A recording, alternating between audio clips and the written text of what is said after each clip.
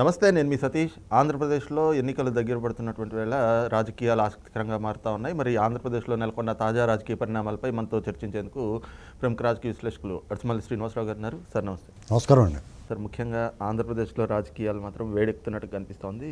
నిన్న పవన్ కళ్యాణ్ గారు 2 సీట్లు ప్రకటించిన తర్వాత దానిపైన వైసీపీ చేస్తున్నటువంటి ప్రచారాన్ని ఎలా అర్థం చేసుకోవాలి? ముఖ్యంగా బంధానికి బ్రేక్ పడుతోంది, పొత్తులు ఇంకా విడిపోతున్నారు, షర్మిల వచ్చిన తర్వాత చంద్రబాబు పవన్ కళ్యాణ్ వదిలేశారు అంటే ఈ రకమైనటువంటి ఒక ప్రచారాన్ని మొదలుపెట్టారు. ఇది ఎలా అర్థం చేసుకోవాలి? ఆయన ఏం తప్పు మాట్లాడాడండి పవన్ కళ్యాణ్ గారు?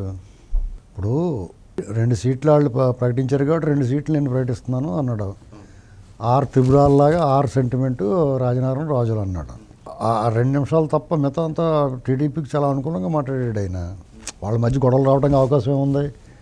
వాళ్ళు ఎక్స్పీరియన్స్డ్, వాళ్ళ మాత్రం ఉంటుందా, ఆ మాత్రం మనం సర్దుకోవాలి.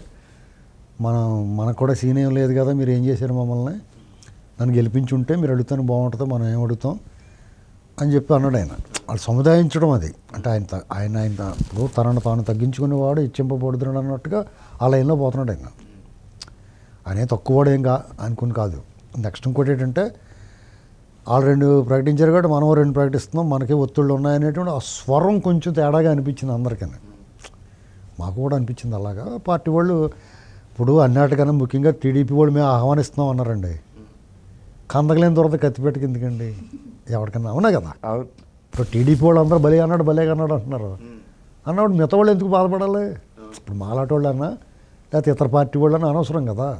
మేము జనరల్గా విశ్లేషణ ఏంటంటే ఈ పరిణామాల మీద మీ అభిప్రాయం ఏంటని అడిగినప్పుడు ఏం చెప్తామంటే సహజంగానే ఇటువంటి చాలా సెన్సిటివ్ విషయాలు చాలా జాగ్రత్తగా మాట్లాడుకోవాలి ఎవరు ఇరు పక్షాలు ఉన్నాయి. ఇప్పటి వరకు టీడీపీ మాత్రం ఇలాంటి విషయాల్లో చాలా జాగ్రత్తగా ఉంటారు వాళ్ళు. ఎందుకంటే పైనుంచి కింద ఒకవేళ ఎవరైనా పొరపాటు మాట్లాడినా చంద్రబాబు గారు వెంటనే వాళ్ళకి ఏదో తాగిది పంపిస్తాడు. కాబట్టి వాళ్ళు లైన్ తప్పి మాట్లాడరు, లైన్ ఏముందో చూసుకుని మాట్లాడతారు. జనసేన కూడా కంట్రోల్గా ఉన్నారు. వాళ్ళ ప్రతినిధులు, అధికార ప్రతినిధులు ఎప్పుడు కూడా వాళ్ళిద్దరు లైన్ పార్టీ కలిసి వెళ్తున్నాం. ఎప్పుడు ఏ పార్టీలు పొత్తులో అంత బాండింగ్ నడుస్తూ ఉంది. అయితే ఇప్పుడు నాగబాబు గారు యథావిధిగా కుక్కతోక వంకర అన్నట్టుగా ఆయన ట్వీట్ వేసాడు, న్యూటన్ లా సిద్ధాంతం, ఎవరి action there is an opposite reaction, ఇలాంటివి అన్నాను. అవన్నీ వింటుంటే అతటికి ఏమో అది ప్రోవోకింగ్గా ఉంటుంది అన్నమాట. ఆయన మీద అసలే డెఫినెట్గా టీడీపీ వాళ్ళకి గుడ్ ఒపీనియన్ లేదు. క్యాస్ట్ పరంగా కూడా పవన్ నాగబాబు గారు కావాలని గెలుపుతూ ఉంటాడు. అదే అసలు మీకు అది చాలా మైనస్. అది ఆయన పవన్ కళ్యాణ్ గారికి ఏమన్నా పెద్ద గుద్దుబండ ఉందంటే నాగబాబు గారే. వాళ్ళు కంట్రోల్ అవ్వాలి. ఇప్పుడు వాళ్ళ తమ్ముడిని ఉన్నతంగా చూసుకోవాలనుకున్నప్పుడు ఇప్పుడు టీడీపీ ఉంది, రేపు రాష్ట్రంలో అధికారంలో రావాలి, జగన్మోహన్ రెడ్డి లాంటి దుర్మార్గుని ఇంటికి పంపించాలి, రాష్ట్రాన్ని అభివృద్ధి చేయాలనుకున్నప్పుడు వాళ్ళు డెఫినెట్గా ఇప్పుడు వాళ్ళు ఎవరితో ఇప్పుడు ఎవరన్నా ఏమని అనుకునే ఉండే వాళ్ళు పొత్తు పెట్టుకున్నా పెట్టుకోకపోయినా టీడీపీ అనేటువంటిది వాళ్ళ విజయాన్ని ఎవడ ఆపలేడు. వాళ్ళ ఉద్దేశం ఏంటి? పవన్ కళ్యాణ్ గారు చాలా స్వాగతించి ముందుకు వచ్చిన స్వాగతించారు వాళ్ళు. ఇక చంద్రబాబు నాయుడు గారు రిమాండ్లో ఉన్నప్పుడు ఆయన ప్రకటించేసాడు.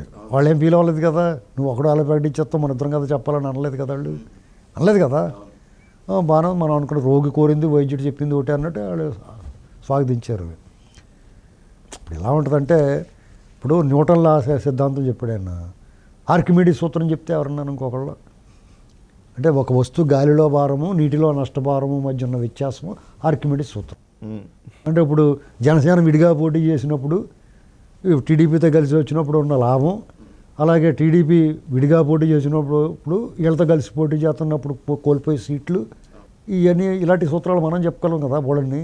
ఆ టీడీపీ వాళ్ళు చెప్పరు, అందుకు మనం చెప్తాం వాళ్ళకి. పాపం వాళ్ళు సాయం చేస్తాం, వాళ్ళు ఎందుకంటే నోరు మూసి కోరుకుంటారు కాబట్టి.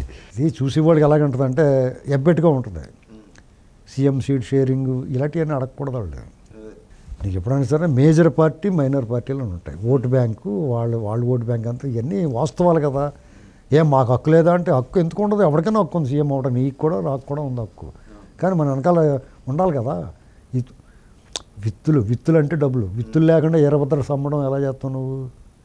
ఉండాలి కదా, నీ వెనకాల ఓటు బ్యాంక్ ఉండాలి, నీకు తగినంత ప్రజాబలం ఉండాలి, ప్రజలు ఒప్పుకోవాలి, వాళ్ళు మెప్పించాలి.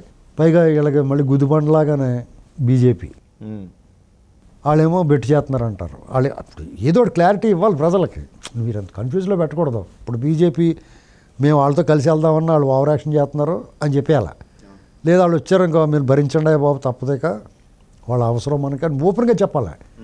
వాళ్ళ వల్ల అదృపయోగం లేదు. రేపు అధికారంలో ఉన్నా, రేపు కేంద్రంలో అధికారంలో ఉన్నా వాళ్ళు 10 రూపాయలు కూడా ఉపకారం చేయరు, వీళ్ళకి చేయరు.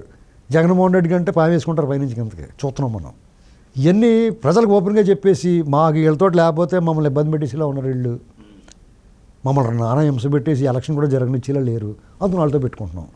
అలాగే పవన్ కళ్యాణ్ జనసేనతో కూడా మనం కొంత కాంప్రమైజ్ అవ్వాలి తప్పదు, మీరు ఎవరు బాధపడకంటారు బాబు, మీకు వేరే అకామిడేట్ చేస్తాం అని చెప్పేసి. అలాగే జనసేన వాళ్ళు కూడా వాళ్ళకి చెప్పుకోవాలి. వాళ్ళిద్దరి మధ్య చాలా బాండింగ్ చాలా బాగుంది. ఒకళ్ళు మాట్లాడుకోవడం, మళ్ళాటి వాళ్ళు కూడా అగ్గిపోలు వేయకూడదు వాళ్ళకి.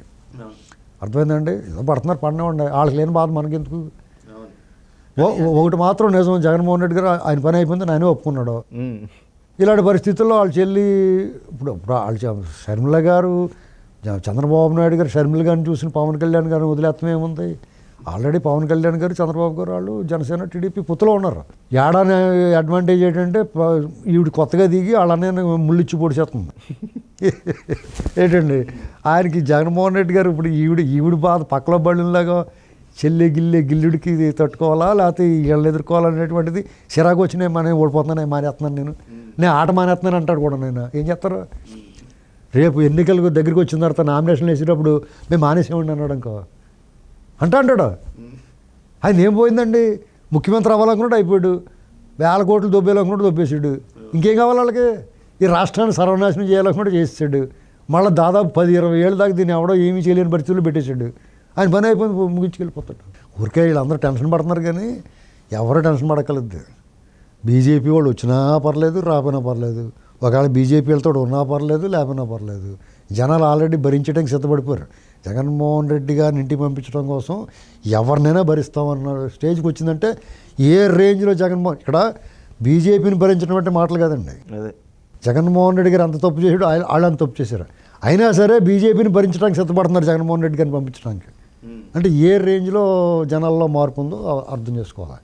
ఇంకోటి ఆయన చేసినటువంటి వ్యాఖ్యలు కూడా ఇంచుమించుగా ఇంకా అయిపోయింది, దిగిపోమంటే ఇప్పుడు చెప్పేశాడు ఇండైరెక్ట్గా. నేను ఇంటికి వెళ్ళిపోతాను, మొన్న కేసీఆర్ గారు ఏమన్నాడు చెప్పేసాడు, ఇంటికి వెళ్ళిపోయాడు. ఈయన అంతే, ఆయన తుంటి వెమ్మికి ఇరిగింది, ఈయనకి ఏమి ఇరిగిందో తెలదు మనకి. ఇంకా ఆఖరికి ఏదైతే మీరు అన్నట్లుగా రేపు రాబోయేటువంటి పరిణామాలు అర్థం చేసుకుని ఆ వ్యాఖ్య చేశారనుకోవచ్చా? అంతే. మీకు ఇక్కడ పిక్చర్ చాలా స్పష్టంగా ఉంది. ఇక్కడ వీళ్ళు అనవసరంగా నోరు బారేసుకుని ఎవరన్నా వాళ్ళ మధ్య విభేదాలు ఉన్నాయి. ఇప్పుడు పవన్ కళ్యాణ్ గారు ఎవరిని వీళ్ళు పట్టించుకోరండి. నిన్న వ్యాఖ్యలకి వాళ్ళ మీడియా, వ్యతిరేక మీడియా అంతా పులవమని అన్నదా, వీళ్ళు చివరికి వచ్చి మేము స్వాగతిస్తున్నాం అన్నారు. అయిపోయిందా? Very simple. దీన్ని బట్టి ఏం అర్థం చేసుకోవాలంటే వీళ్ళు ముందే అనుకున్నారో బాబు, అన్ని ఫిక్స్ అయిపోయి అతను సీట్లు వాళ్ళు ఎంతమంది పారిపోతారో వాళ్ళు వేడుకు చూస్తున్నారు. జగన్మోహన్ రెడ్డి గారి పార్టీలో జరిగే గందరగోళం, చిందరవందర, కలకలం ఇవన్నీ సంతాగా చూసుకుంటున్నారు వీళ్ళు సినిమా చూసినట్టు. అంతే. వెరీ సింపుల్గా ఉంది స్ట్రాటజీ వాళ్ళది. రైట్. ఇది చూస్తున్నాం కదా, ముఖ్యంగా ఏదైతే ఈ రోజున ఎన్నికల్లో ఓటమి కళ్ళ ముందు కనిపిస్తూ ఉండడంతో ఆ అక్కసు, ఆ అసహనాన్ని ఈ విధంగా జగన్మోహన్ రెడ్డి వ్యక్తపరుస్తూ ప్రతిపక్షాలు అంటే తెలుగుదేశం, జనసేన పొత్తులపైన అయితే కనుక కళ్ళల్లో నిప్పులు పోసుకుంటున్నటువంటి పరిస్థితులు అయితే కనిపిస్తున్నాయి. కానీ ప్రజలు జగన్మోహన్ రెడ్డిని ఇంటికి సాగనంపేందుకు సిద్ధమైపోయారు అన్నటువంటి భావన అయితే కనుక ప్రముఖ రాజకీయ విశ్లేషకులు అడిసిమల్ శ్రీనివాసరావు గారు వ్యక్తం చేస్తూ ఉన్నారు. Thank you.